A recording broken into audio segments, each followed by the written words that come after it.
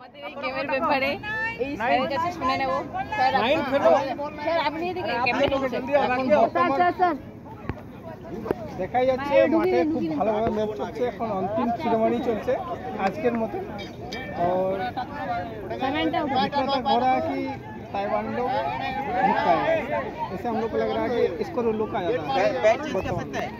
তো আমাদের যে গেম পুরো হাড্ডাহাড্ডি লড়াই চলছে ইন্দোনেশিয়ান ঠাকুমাদের সাথে আমাদের ওয়েস্ট বেঙ্গল টিমের মানে কি বলবো বাচ্চা টিম, ঠিক আছে বাচ্চা না মানে তার মধ্যে টিম। তো ঠাকুমাদের সাথে পারা যাচ্ছে না, এইভাবে নো এসে এসে বল রে স্যার লোক। আরে বলছি তোকে পা চেঞ্জ করতে পারবো এই যে পা চেঞ্জ করে দেখুন স্যার পুরো টিমের মধ্যেই রয়েছে।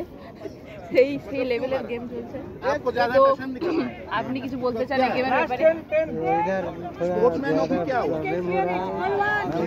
दादी लोग का दिमाग पे अभी सिगरेट का नशा चढ़ा है। हाँ, वो लोग सिगरेट पीते हैं तो इसीलिए काम नहीं कर रहा है।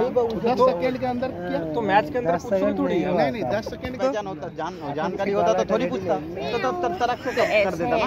ऐसे बहुत सारे कॉमेडी हो रही है अभी टीम के अंदर।